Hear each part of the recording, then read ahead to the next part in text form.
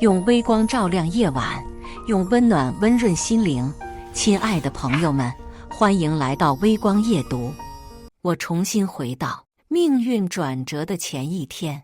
我和丁丽轩是朋友眼中的模范夫妻，伉俪情深，在一起7年。我为他倾其所有，委曲求全，把他捧成公司最年轻的副总。可他不护我爱我，还算计害死我，谋夺家产。小三更是嚣张挑衅。我们儿子都出生了，你这个黄脸婆，赶快去死，给我们母子腾地方。再睁眼，我重生了。这次我撒手退出，他却哭着磕头求我复合。接下来开始我们本期故事，记得点击订阅并开启小铃铛。我像过年待宰的猪一样，被我老公死死按在阳台的地上。我挣扎着转头，想求他放过我，谁知他反手狠狠给了我一耳光。既然你都听到了，识相的就给老子自己跳下去，别挣扎白费力气。说着就要将我从阳台推下。我不想死，我要活下去。这个念头快速地占据了我的大脑。我用尽全身仅有的力气，一把推开了老公，疯狂向门口跑去。门边突如其来的伸出一只脚，把我绊倒。我猝不及防，重重摔在地上。瞬间，我愣住了，一只手牢牢地抓住了我头发。我木然地抬头，正对上了婆婆狰狞的脸。她嘴上还在不停叫骂：“你这个不下蛋的母鸡！叫你死你就去死，别耽误我大孙子认祖归宗。”小姑子丁静也跟着进门，嘴边附和：“就是嫂子，你没法给我们丁家留后，已经很对不起我们家了。你的钱留给我们总是应该的吧？”我颤抖着身躯，眼泪横流。原来要害我的事，他们早就策划好了，他们都知道。我绝望地闭上双眼，被他们合力从阳台推了下去。如果有来生，我低声呢喃着，眼角滑落一滴泪珠。小宁，你和丽轩也谈恋爱4年了，咱们都快成一家人了，就没什么顾忌了。阿姨有些话该说就得说，是不？你看你手上的美甲花里胡哨的，这怎么做饭？怎么照顾丽轩的饮食起居？咱们女人啊，就得学会心疼男人，这家和才能万事兴啊！你说对不？听着丁丽轩他妈赵翠兰有些尖细的声音在耳边喋喋不休地挑剔，我还有些恍惚。我环顾四周，看着面前有些斑驳的农村自建房，终于想起了，这是前世交往第4年的时候，我第一次跟丁丽轩上门见家长时的场景。我重生了，重生到了我命运转折的前一天。我深呼吸一口气，尽量平复自己的情绪，死死攥着发抖的手指，极力克制着和恶心的一家人同归于尽的念头。既然上天给我这么好的机会，我要让他们全部付出代价。我重生过来时，大家正坐在一起吃饭，我看着面前的圆桌，所有肉菜都在他们周围，我周围只有一些绿叶菜。我在心里嘲笑自己，你看，他们从来没有把你看在眼里。我起身走到丁丽轩身旁，推了推他：“你起来，咱们换个位置，我坐那够不着菜。”说着，我也没管一脸震惊的丁丽轩和脸色难看的赵翠兰，不客气地坐在他的位置，大口干饭。可能是因为等会还有事相求，赵翠兰没有当场发作，只看着我吃完饭，才开口说道：“小宁，你看，静静是丽轩的亲妹妹，就跟你亲妹子是一样的。你城里认识朋友那么多，是不是也给静静介绍个好工作？”我笑着满口答应，包在我身上，保准给静静介绍一个钱多还不累的工作。可是阿姨担心，静静去了京市人生地不熟的，连个住的地方都没有。赵翠兰看着我，暗示意味明显。我拍心口，大包大揽：“那有什么的？到时候就让静静住我房子里。”好好好，不愧是我家丽轩喜欢的姑娘，就是懂事识大体。赵翠兰笑眯了眼，满口都是对我的夸赞。我跟着赵翠兰一起笑，张口就大包大揽，是因为我知道她不会有这个机会了。晚上躺在床上，我想起上辈子在我和丁丽轩来到他老家的第二天，早上丁丽轩去亲戚家串门，我百无聊赖，刚走出房间，就见丁静被人追着跑了进来，她的脸上写满了惊恐，看到我像是找到了救命稻草一样向我冲来。嫂子，救救我！她紧紧抓着我的手臂，身体不断颤抖，直往我身后躲。我看着追上来拿着刀的男人，即使害怕的全身发抖，还是护着身后的丁静。我迫使自己冷静下来，对面前男人说：“你冷静点，有什么事咱们坐下来说。”男人双目充血，用刀指着我身后的丁静，说什么说：“这个贱人花光我的钱，还敢背叛我，我今天就让他付出代价。”我极力安抚，暴力解决不了任何事，你伤了他，你自己也会被警官抓，这得不偿失。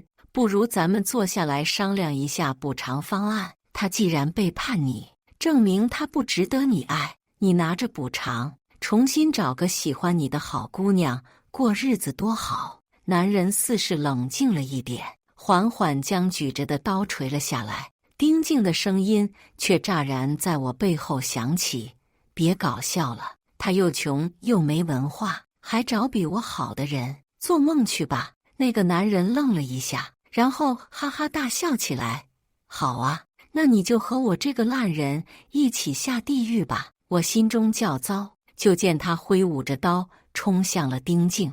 我听到丁静惊恐地尖叫起来，随后就被他推到了男人面前。在我倒下的那一刻，腹部传来的剧烈疼痛让我几乎无法呼吸，恐惧和绝望笼罩了我。当我再次醒来时，我已经躺在了医院的病床上，腹部的疼痛如刀绞。医生告诉我，我可能再也无法怀孕了。这个消息对我来说犹如晴天霹雳，我痛苦地闭上了眼睛，泪水无声地滑落。就在这时，病房的门突然被推开，丁丽轩一脸心疼地走了进来，两眼含泪地握着我的手：“谢谢你，宁宁。今天要是没有你，静静还不知道会出什么事。嫁给我好吗？我一定好好照顾你。”我在病床上答应了丁丽轩的求婚，可结婚后没多久，赵翠兰和总会话里话外嘲讽我是不下蛋的母鸡，而丁静也会跟着附和，仿佛在一夕之间忘了究竟我为什么会这样。而每当这时，丁丽轩都会护在我身边为我说话，和他妈他妹吵个不欢而散。我父母在我上大学那年去世，给我留下了几套房子和一笔存款。我物质条件一直不缺，却渴望有人能像父母那样坚定地爱我。所以我看着坚定站在我这边的丁丽轩，只觉得自己没爱错人，之前受的苦也都值得。为了不让他们再吵架，即使之后赵翠兰和丁静私下对我冷嘲热讽，我也没再跟他提起半个字。赵翠兰经常打电话找我要钱，买这买那，我也有求必应。可临死前，丁静才告诉我，他当初就是故意激怒那个男人，因为只有那个男人伤了我被判刑，这样他才能彻底摆脱那个男人。而丁丽轩为了我和他们母女吵架，也不过是做戏，就是为了让我自愿忍气吞声，对他们的提出的条件予求予取。我的委曲求全，一心付出，只换来算计，多可笑！这一世，我自然要让他们自食恶果。次日，我起了个大早，在堂屋留了字条，表示要去镇上逛逛，就开车离开了丁家。我吃着镇上的特色小吃，看着这里独有的梯田花海，心情愉悦。虽然这是丁丽轩的老家，但上一世我从来没机会好好逛逛这里。现在才发现这里其实很美。等我提着给买的东西回到丁家小院时，就发现门口围着很多人，门口的众人窃窃私语。一个大娘询问：“咋了这是？”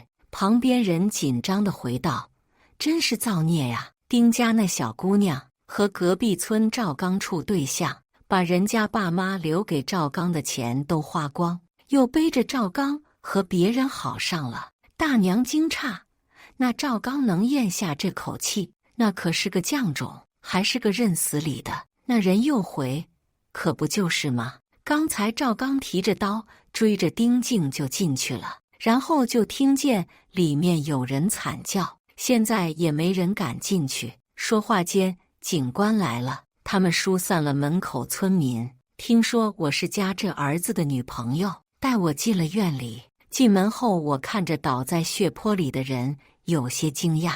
面如金纸躺在血泊里的，竟然是赵翠兰。丁静则缩在院子里一个隐蔽的角落，而凶手赵刚早就翻墙跑了。正好此时丁丽轩串门回来，看到亲妈的惨状，听到事情的原委，冲上去拽着丁静的衣领，就是狠狠几个耳光，打得丁静眼冒金星，双颊红肿，连牙齿都从嘴里飞出来一颗。这时才有警官上去把他拉开。赵翠兰身中4刀，其中有1刀在背部，伤到脊椎的中枢神经，造成了永久瘫痪，需要常年有人照顾。丁丽轩还要回京市上班，这件事落在了丁静身上。丁静当然不愿意，她充满了怒火和不甘，瞪了一眼躺在床上的赵翠兰，当即拒绝：“我不要，说好的让我跟你们去京市，现在让我照顾这个老太婆算怎么回事？”赵翠兰躺在床上，沙哑的声音骂道：“老娘现在这样是被谁害的？小畜生，你到底有没有良心？”丁静大喊：“那就把妈也带去京市，让嫂子请人照顾妈。”赵翠兰眸光闪动，很显然是心动了。我转过脸看向丁丽轩问：“你怎么想的？”我知道他不会同意的。昨天我从他手机里看到一个叫做技术交流群的群，里面一群人在探讨如何搞定中产家庭的女生，其中有一条就是，即使你觉得女朋友家的一切都该是你家的，但只要没结婚，就不能表现出来。结婚前别把自己亲人带回你们住处，免得因为亲人和女朋友生活习惯不同，彼此发生摩擦，你惨遭分手。果然，我听到丁丽轩的声音：“咱们自己的亲妈哪有让宁宁请人照顾的道理？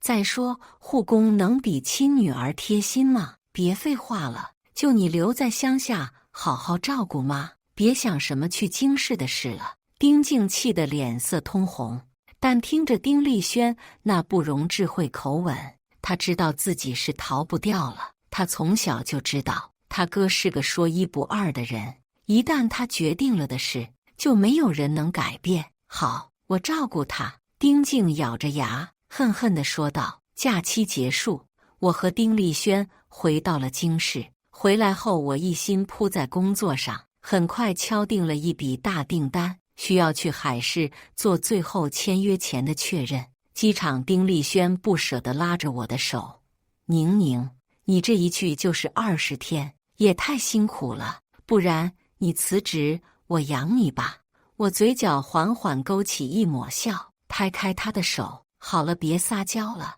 我出差的这段时间，你好好照顾自己，等回来给你个惊喜。”来到海市，我迅速投身在工作上。2周后，我成功拿下了公司今年最大的一笔业务订单。之前脑子里一直绷着一根弦，此时我才真正的松了一口气。前世因为为丁静挡刀受伤，我休养了足有2个月，自己正在接洽的大订单也不得不转给同事。在回到工作岗位时，我因为业绩低于竞争对手，与升职机会失之交臂。丁丽轩更是借机破我能力不足，就应该辞职，安心在家操持家务。如今我成功拿下大单，改变了自己的命运，这种感觉让我心安。我正在收拾回京市的行李，就接到了丁丽轩的电话：“宁宁，你出差还顺利吗？我好想你。”他温柔的嗓音透过屏幕传来，有些细节始终定不下来。原来订的20号回程的机票，现在也不知道到时候能不能走。别急，慢慢来，等你回来，我们去庆祝一下。他的声音里满是期待。我挂了电话，盯着屏幕，有些玩味。算算日子，上辈子差不多这个时候，就是丁丽轩和他青梅竹马的真爱重逢的时候。打开手机，调出我出差前偷偷安在家里的监控，翻了最近几天的回放，发现丁丽轩最近一个人在家，总会对着手机傻笑，好像在跟谁聊天。不用想，这个对象肯定是他的真爱小青梅楚珊珊。上一世我第一次见楚珊珊，是在楼层电梯里，丁丽轩跟我介绍这是他同村的发小。他也是最近遇见才知道，楚珊珊来京市工作，也正巧租住在和我们同一栋楼。我觉得他活泼大方又明理，经常邀请他来家做客，一来二去也就熟识了。在我心里一直把他当朋友，直到有天我下楼想约楚珊珊一起出门逛街，却在他家扮演的门边听到他和丁丽轩的对话：“楚珊珊，老公，你到底什么时候跟那个女人离婚？儿子我都给你生了，你可不能辜负我们母子。”丁丽轩，宝贝别急，这2天我就收拾了他，等他的财产拿到手了，到时度蜜月，老公带你去欧洲4国游。听着是如好友的楚珊珊和号称出差的老公一起密谋如何杀掉我，我大脑一片嗡鸣，勉强让自己冷静下来，想要悄无声息地离开这里再做打算，哪知道不小心碰掉了门口鞋架上的鞋。这声动静惊动了屋里2人。丁丽轩见到门外是我后，眼神危险地眯了起来。那一刻我汗毛倒竖，扭头玩命狂奔，却很快被丁丽轩追上。他揪着我的头发进了家门，然后他们一家人合谋害死了我。我提前回到了京市，却没有回家，而是在对面小区租了一间房子，每天关注着家里的监控。直到这天下午，丁丽轩带着楚珊珊一起回了我家。画面里，丁丽轩正和楚珊珊举止亲密地走进了卧室。原本的窝在懒人沙发上的我，一个鲤鱼打挺起来，5分钟收拾好一切，拎着行李箱，做出一副风尘仆仆回来的模样，回了小区。经常在楼下打扑克的赵奶奶跟我打招呼：“小崔，好几天没见你，这是打哪回来？”我回道：“去海市出差了，本来以为月底才能回来，结果工作提前完成，就赶着早点回来，给丽轩一个惊喜。”赵奶奶笑着揶揄：“2个小年轻感情怪好的，你们什么时候结婚呀？”我装作害羞地低下头说：“今天提前回来，就是想给他一个惊喜，向他求婚的。他总说现在没钱没车没房，不想让我受苦。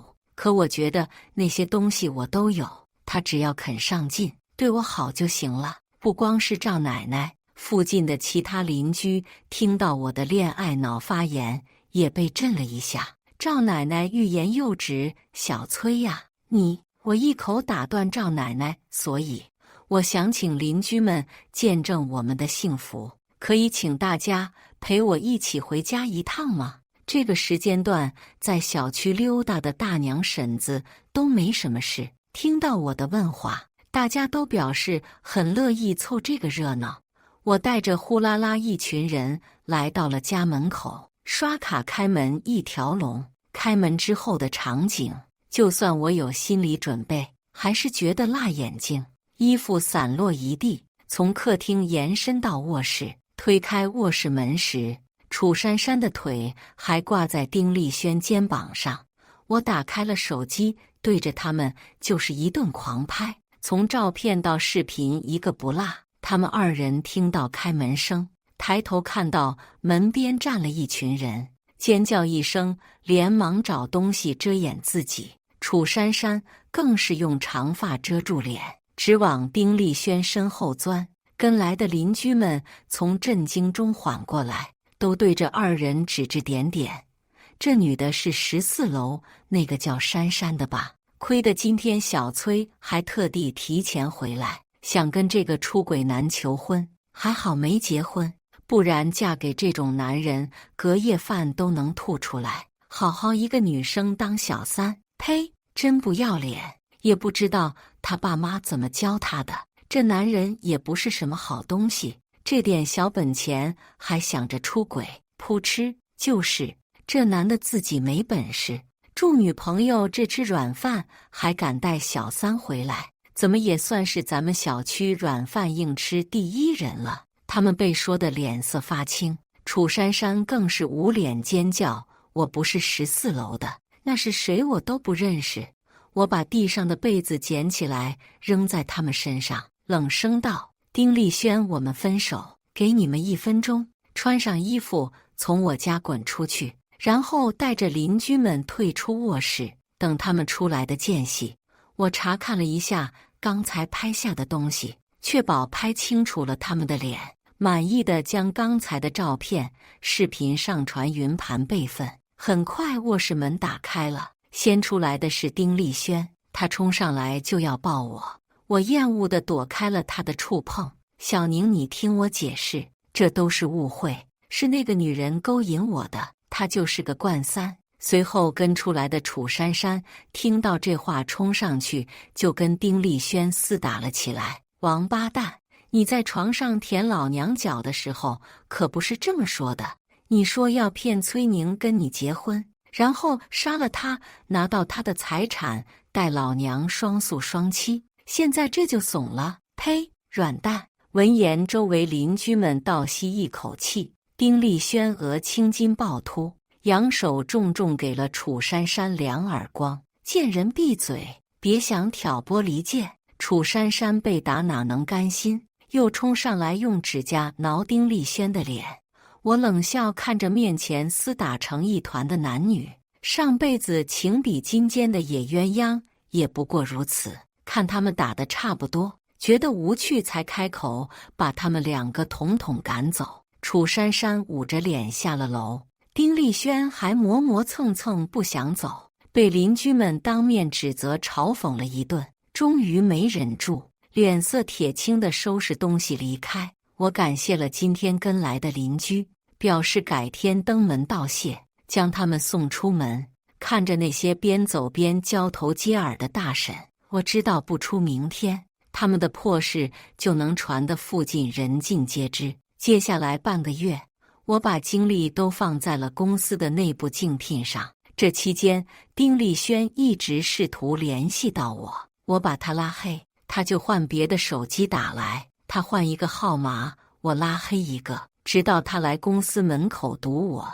小宁，半个月没见，我真的好想你，我知道错了，咱们找个地方好好谈谈可以吗？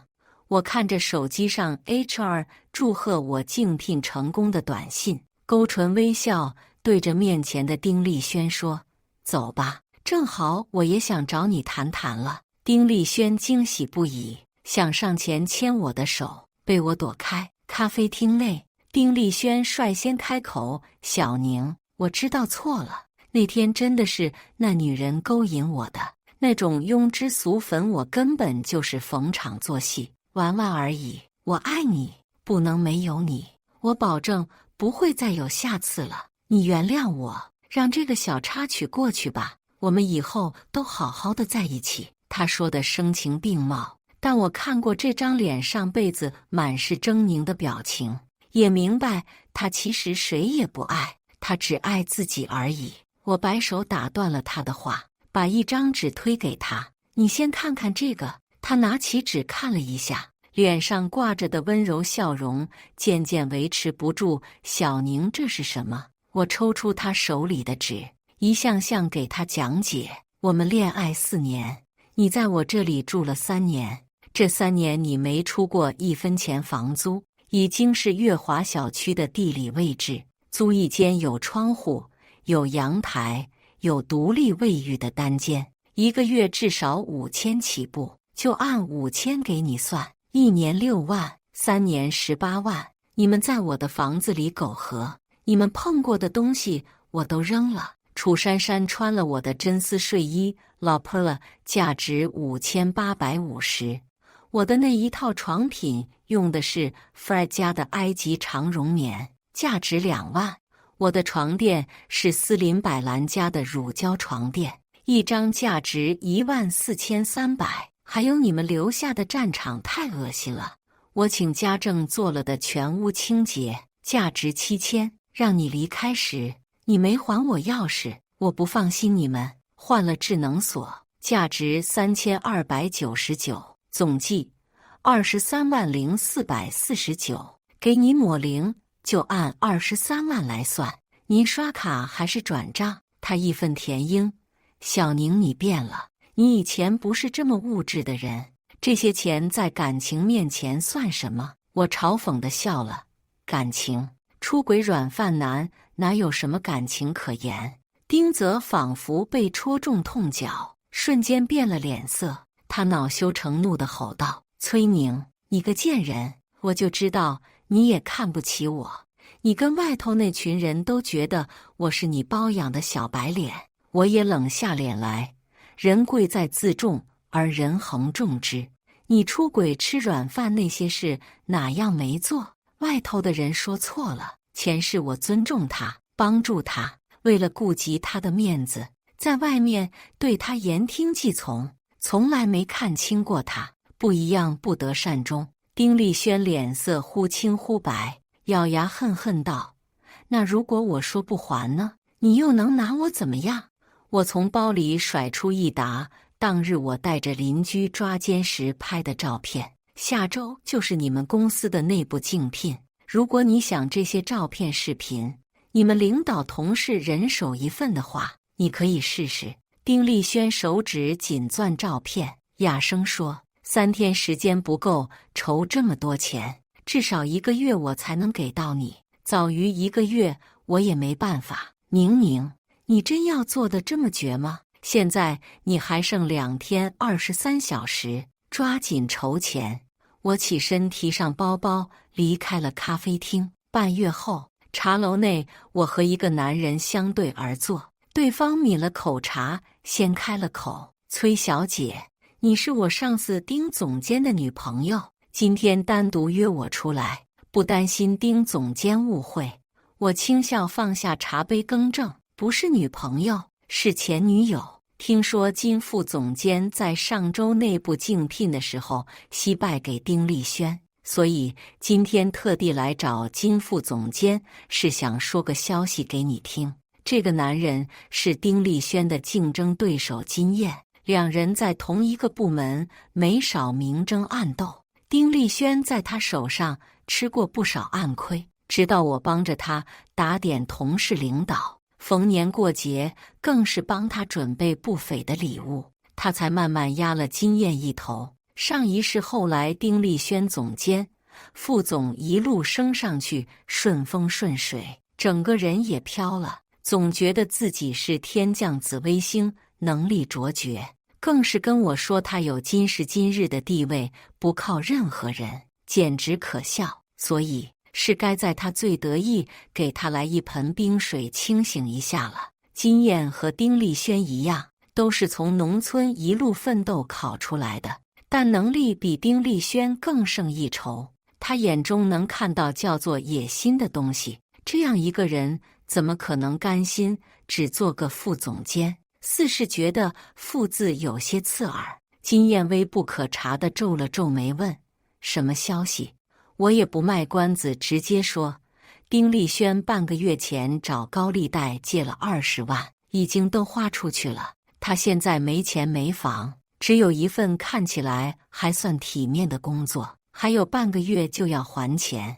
你说他准备从哪找这一笔钱？在和丁丽轩在咖啡厅见面后的第3天，我就收到了来自他转账的23万。但我心里清楚，他这工作几年，就算日常吃用都是我花钱，但他花钱手松，至今他的存款也不可能超过8万。区2天时间，就算去银行贷款，也来不及走完手续，找人借。他周围也没有能随手借他这么大一笔钱的朋友，所以钱哪来的就很好猜了。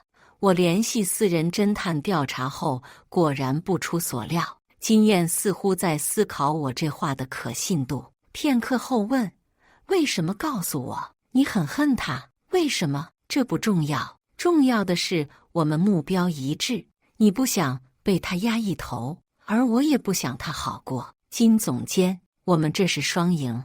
丁丽轩不伸手则已，如果伸手有金燕在，不愁他不翻车。半个月后，我收到金燕的消息，丁丽轩向对家公司透露本公司竞标底价牟利，被当场抓到，公司把他扫地出门，索赔50万，并保留追诉的权利。这件事后，有很长一段时间没再听到丁丽轩相关的事情，直到有一次和大学闺蜜聚餐，才听她说起：“姐妹，还好你和那个渣男分手了，晚点怕是被他缠上了。听说他不知道在哪欠了50万，到处找人借钱，后来实在借不到，还想让那个楚珊珊出去陪客人给他挣钱。”说着又笑了一声。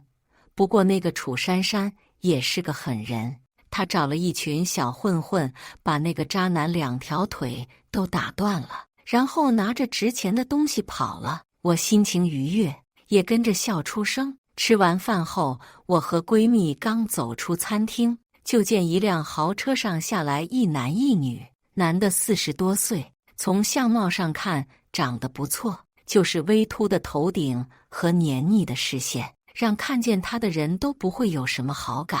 女的穿金戴银，用鼻孔看人，这不是丁静又是谁？丁静也看到了我，气势汹汹地向我走来。我皱眉看向丁静问：“你怎么在这？你不是在老家照顾你吗？”就在我刚刚问出口的瞬间，丁静的脸色就变了，她原本想吃人的表情褪去，取而代之的是一种难以言明的慌乱。用不着你管，我自然拜托了其他人照顾我妈。丁静回道，只是她的声音多少显得有些中气不足。随即他又气焰嚣张地冲上来想扇我巴掌，被我抓住手臂。他冲着我喊：“崔宁，你个贱人！你和我哥交往4年，我哥给你花了20多万，你还钱！”我嗤之以鼻，什么给我花的钱？他住着京市3环以内的房子，一住就是3年，那是他的房租。你住口！就是你花了我哥的钱。你知不知道，我哥现在每天只能躺在床上，像个废人被我养着。要不是孙老板帮我哥还钱，我和我哥早被房东扫地出门了。你要是还有点良心，就拿50万出来给我，再把我哥接去你家好好照顾。我怒极反笑，把他一把甩在地上。孙老板心疼地扶起丁静，让她依偎在自己怀里。然后朝我说：“小姑娘，做人要善良一点。你和他哥再怎么说也谈了4年恋爱，现在他哥落了难，你这样未免显得太凉薄了。”我笑问：“哦，所以孙老板你被人绿了，也会不介意自己是个绿王八，不计前嫌地照顾对方？”那我确实没孙老板这个气魄。孙老板背对地沉默了一瞬。小姑娘牙尖嘴利的不是什么好事，做女人的对男人还是温柔懂事一点才招人疼。丁静开口：“崔宁，我不想跟你废话，你要是1个礼拜内没把钱拿来把我哥接走，你就等着瞧。孙哥可是我们酒吧的黑卡贵宾，黑白2道通吃的，收拾你就是他一句话的事。说完，两人扬长而去。我皱眉看着他们离去的背影，联系私家侦探，让他查一下丁静和赵翠兰的事情。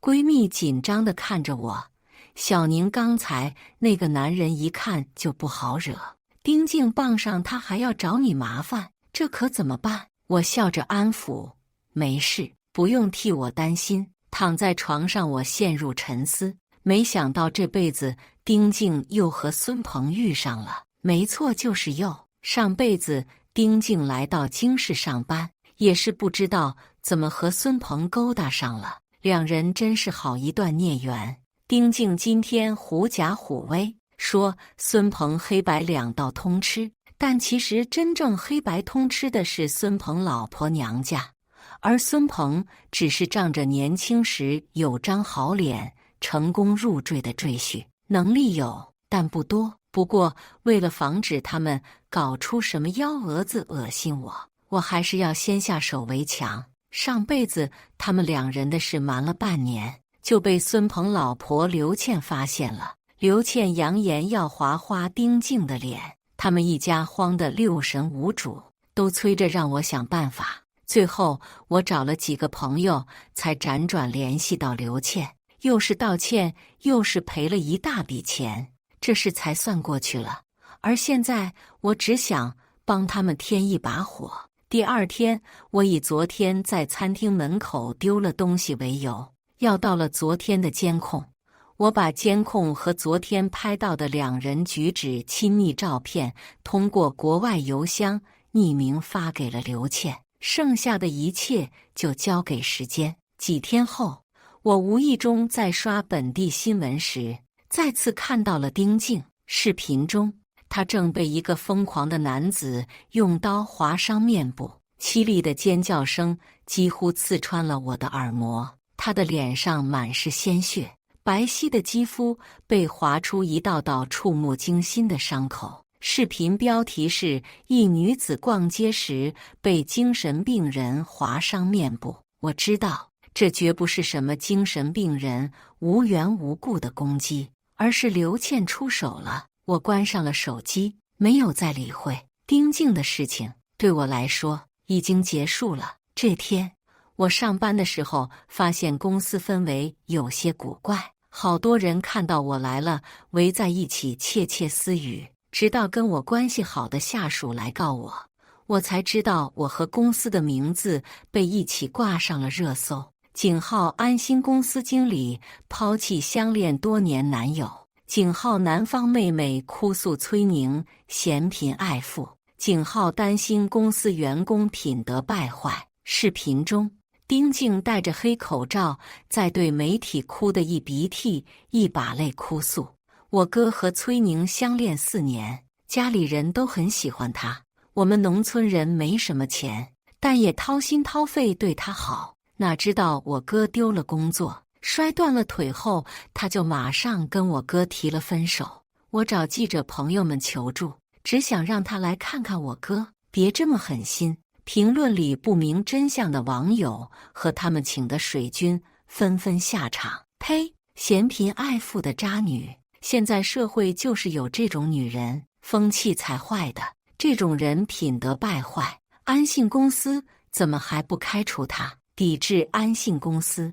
也有理智的网友，上面说话的能不能带点脑子？这个男人是今天才穷的吗？人家女生要是嫌贫爱富，干嘛跟他处4年对象？我觉得还有隐情。领导把我叫到办公室，委婉地问我到底怎么回事。我简单说了来龙去脉。我知道很多网友都在公司官博下面要求开除我，公司也受了不小的舆论压力。您再等等，明天就反转了。丁静在网上的一通哭诉，引来不少社会各界爱心人士的捐助。捐助现场媒体同步开启了网络直播。丁静正在台上表达感谢，底下不少人却开始交头接耳。这时，有媒体记者出声提问：“丁女士，刚才你哥哥前公司的同事爆料，他是因为窃取公司商业机密才被开除的。你怎么看？昨天丁静操纵舆论，被骂的不只是我。丁立轩的前公司因为开除丁立轩，也没少受攻击。我一联系他们，对方公司就表示愿意提供视频澄清。造谣，这是他们造谣我哥，一定是崔宁那个小贱人搞的鬼。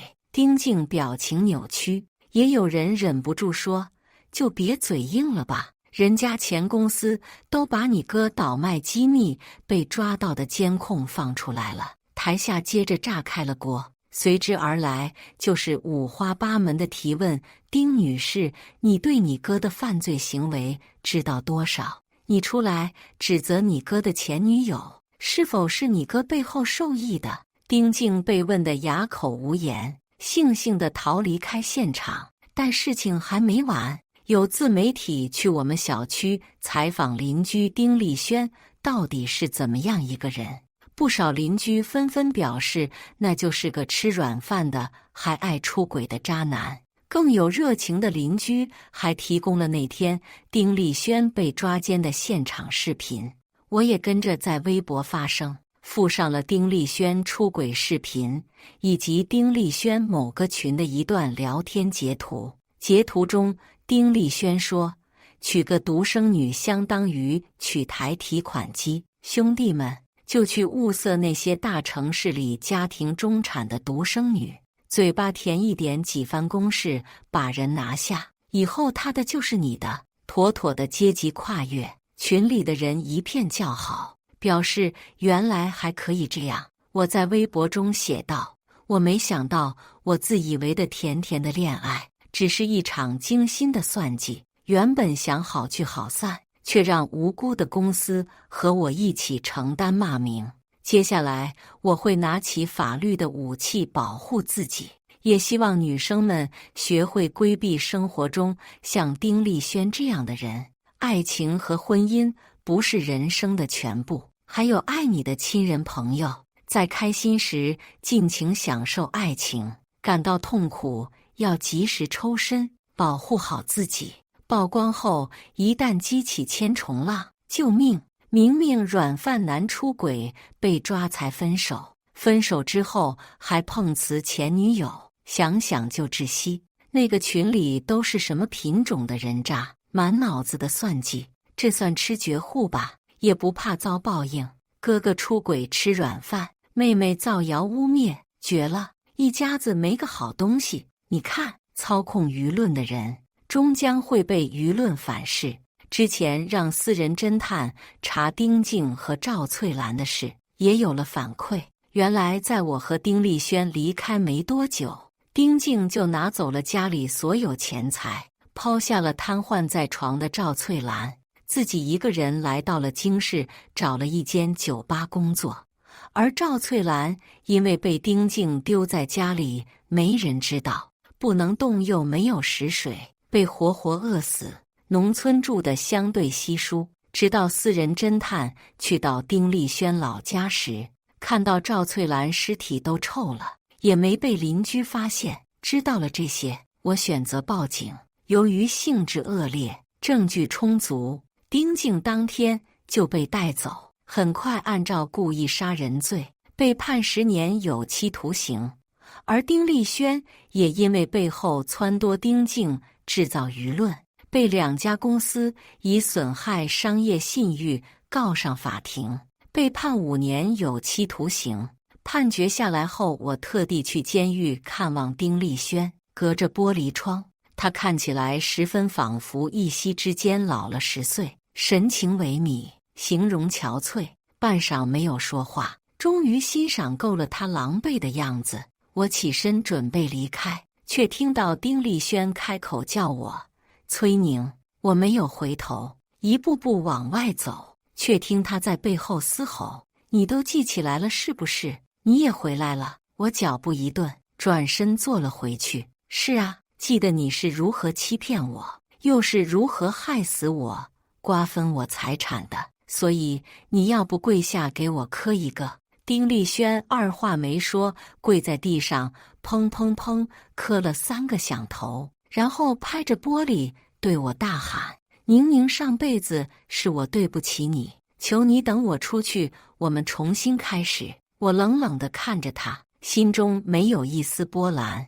周围的其他人纷纷震惊地看向这里。狱警听到动静，赶忙过来警告丁立轩。他冷静下来后，重新坐回凳子上。对不起，后来我知道了，楚珊珊就不是什么好东西，只有你是真心喜欢我。